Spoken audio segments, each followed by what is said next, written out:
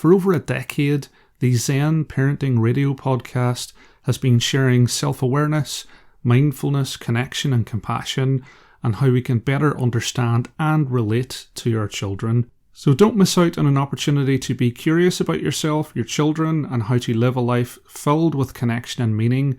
Follow or subscribe Zen Parenting Radio today. How can we approach life in a different way that allows us to draw fulfillment, calmness, and joy from every moment? Welcome to Mindfulness for Beginners. Hello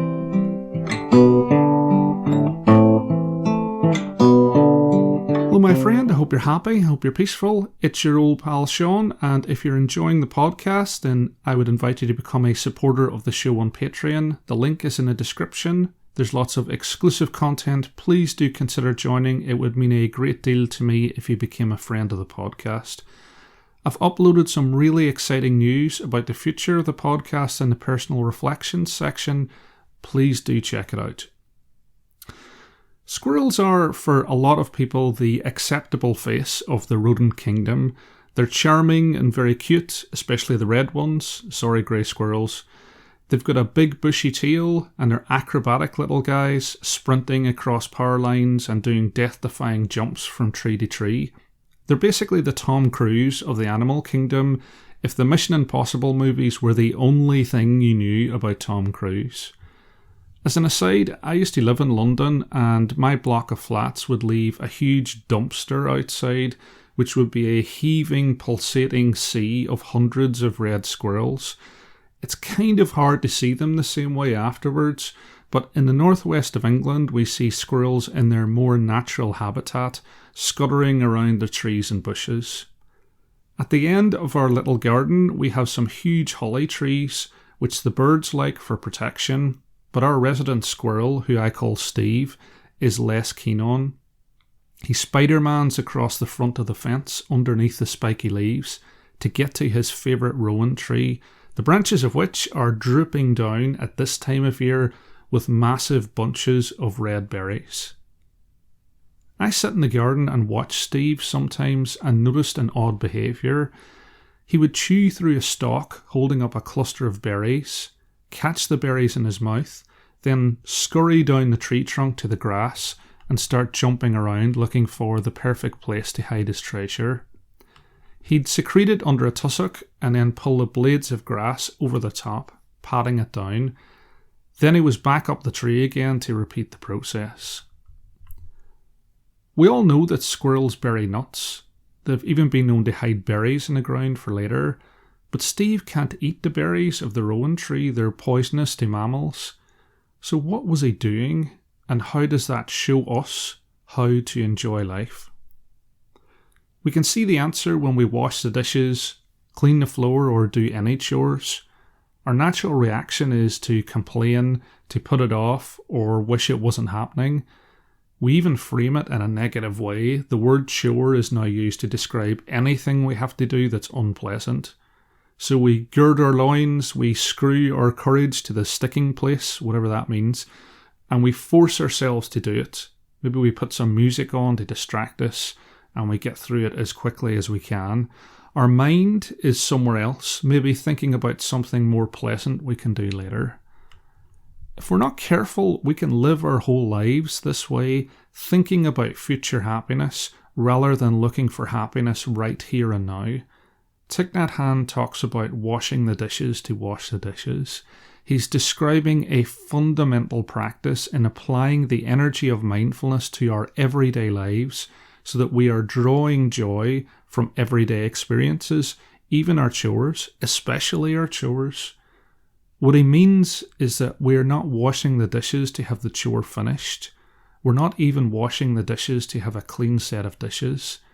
We wash the dishes for the pleasure of washing the dishes. Now, with my psychic powers, I can hear some of you say, yeah, but Sean, I really don't like washing the dishes, it's tedious. And believe me, I get that. There's days where I really don't want to do the laundry or clean the house. But by training ourselves to approach without judgment and choosing to immerse ourselves in the task, the being in the doing, life suddenly becomes a lot more enjoyable. Sister True Dedication of Plum Village provides us with some guidelines for how to approach this. You might want to pause the podcast here and listen while you start a task you've been putting off. First, challenge yourself to realise that washing dishes can be a pleasant and deep encounter with life in the present moment. It's not lost time, it's not a chore, it's your time. Let go of the idea of clean dishes, let go of any goal, enjoy the doing. Try to release the tension in your body, breathe slowly and deeply. Relax your jaw, relax your shoulders, allow yourself to smile. Connect your mind to the present moment and the feel of the water on your skin and the dish in your hands. Also let go of the resentment of having to do the task, especially if you share a house with other people and there's some conflict on who should do what. We sometimes feel like someone else ought to be doing more, contributing more. Accept any resentment you have, notice it, and then return your awareness to the task. Check in with your body. Can you feel the soles of your feet on the floor? Can you feel the spine in your back? Allow 100% of your body to participate in the act of dishwashing. You can connect with your ancestors, so you can look at your hands and see your father, your mother, your grandparents, and see all of them next to you when you're cleaning the dishes. And you can also see the universe and the impermanence in the dishes you're washing. Where did the metal come from, or the glass, or the clay in the plate? What was it before it was a plate? Where will it be in 1,000 years?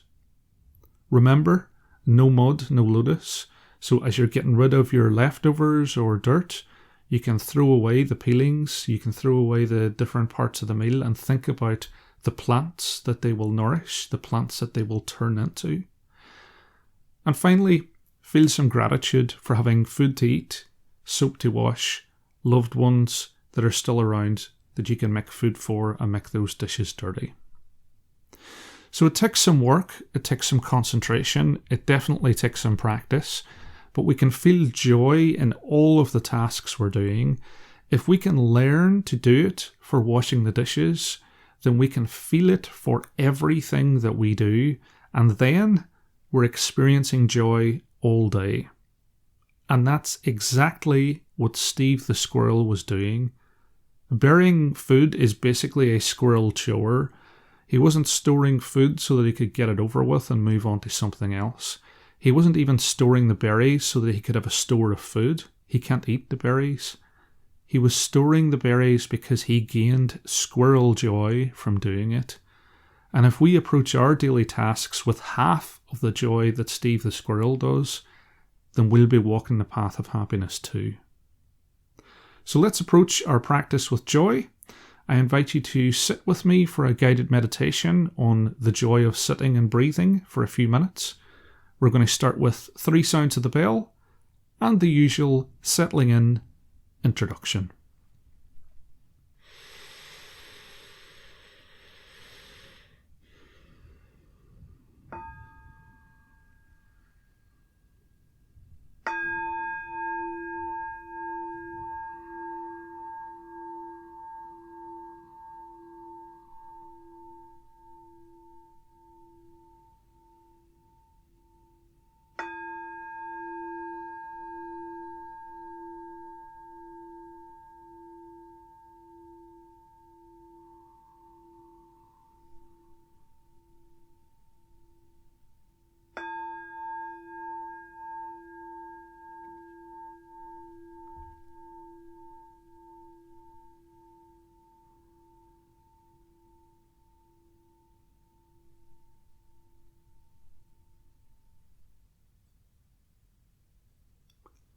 And we're going to start, as we always do, by focusing our beginner's mind on our posture. So I would invite you to imagine that you have a thread attached to the crown of your head, and it's gently pulling you upwards into an upright position, your spine like a stack of coins, your heart raised upwards and outwards, your hands comfortably in your lap. And just allowing a gentle smile to emerge on your face as we enjoy the stability of our posture.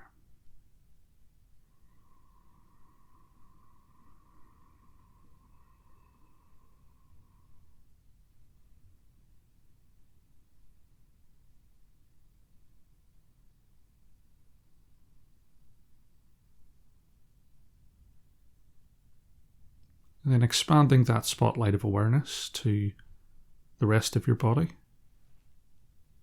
Noticing where you feel warm or cold. Noticing where you feel tense or relaxed. Becoming aware of the sensations of the clothes against your skin and the points of contact between your body and the chair and the floor.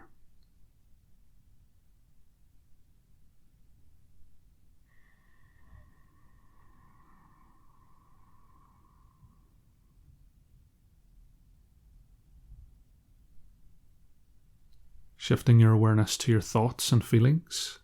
And as we go through the guided meditation, just noticing each thought as it arises. And that might be an anxious thought about tomorrow. It could be a happy thought about today. Or a regretful thought about yesterday. Just sitting with each thought for a moment. Allowing it to leave. And gently and without judgment, bringing your attention back to the present moment.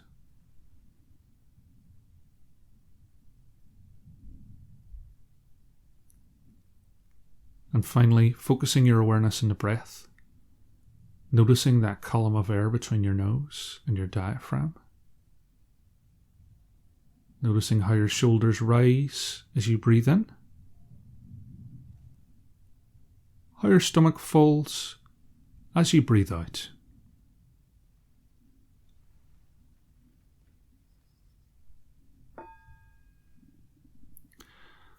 Breathing in, I notice the full length of my in-breath. Breathing out, I notice the full length of my out-breath. Full length of in-breath. Full length of out-breath.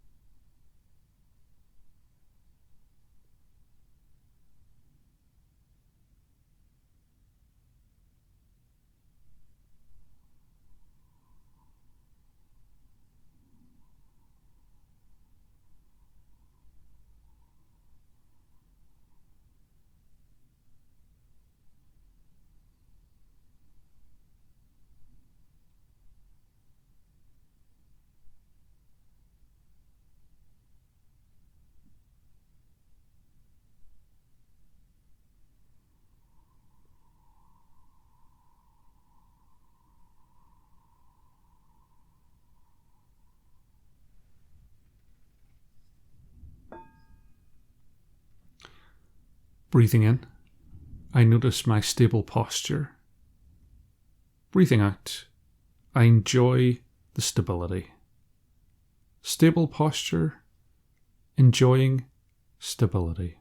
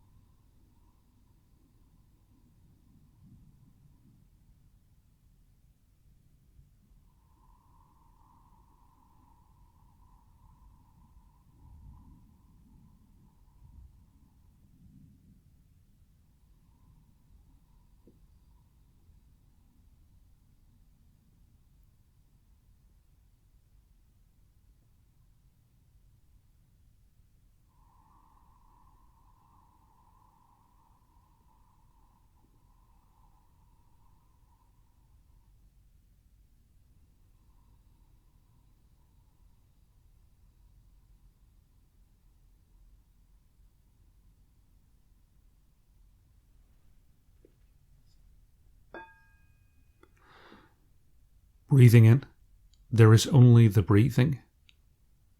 Breathing out, I enjoy the breathing. Only the breathing, enjoying breathing.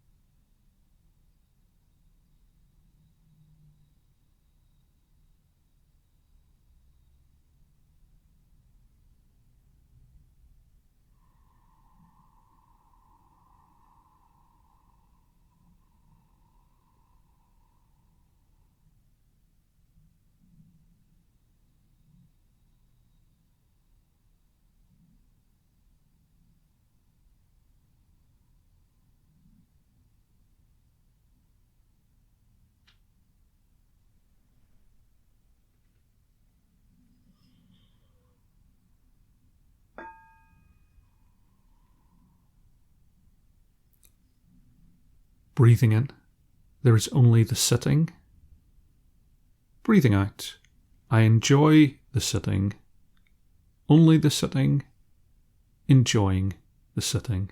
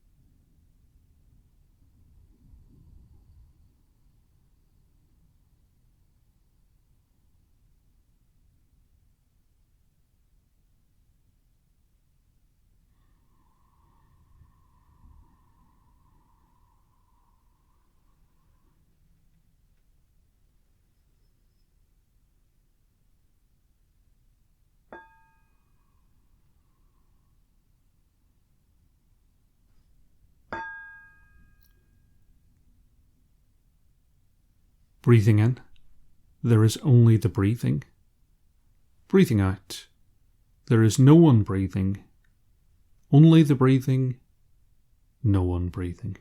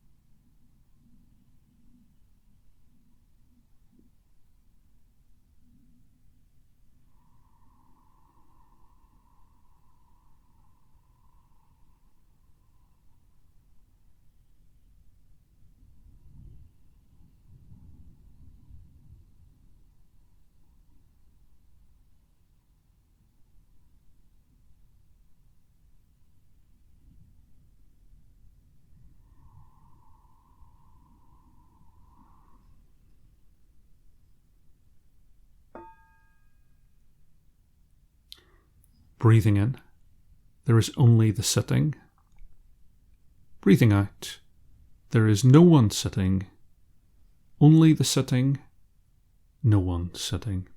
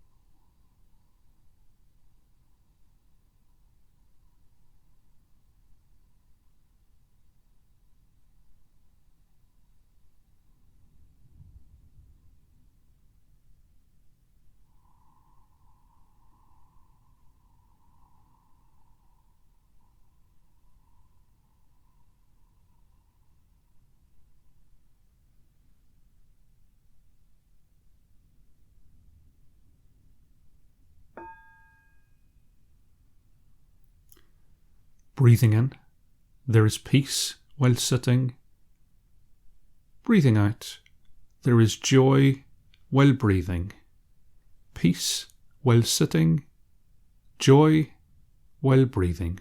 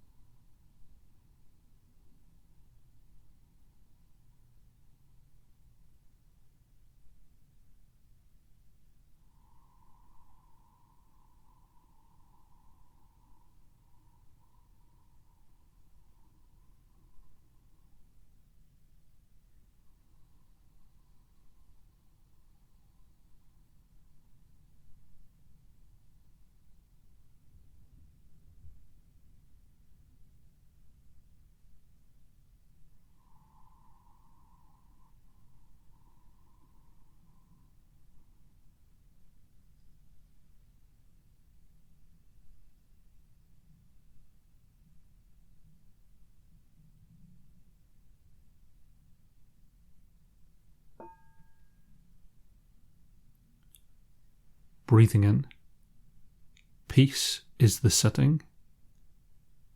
breathing out. Joy is the breathing. Peace is the sitting. Joy is the breathing.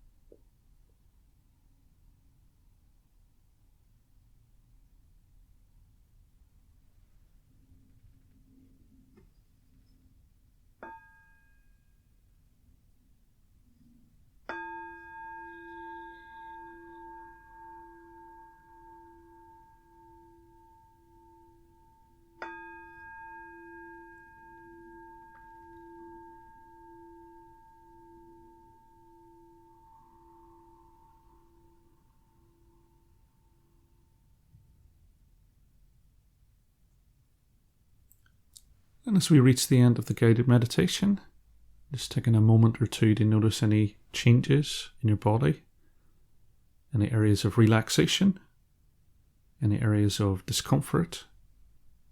Just taking a moment to stretch those if you need to. Noticing any changes in our mind. And if you feel a sense of calm or peace, then I would invite you to carry that through your tasks today. And finally, opening your eyes and returning your awareness to the room that you're in. And may be happy, may be peaceful, and may see yourself through the eyes of understanding and compassion. Slán will ya? And I'll see you next time. Well, I've been afraid of changing, 'cause I built my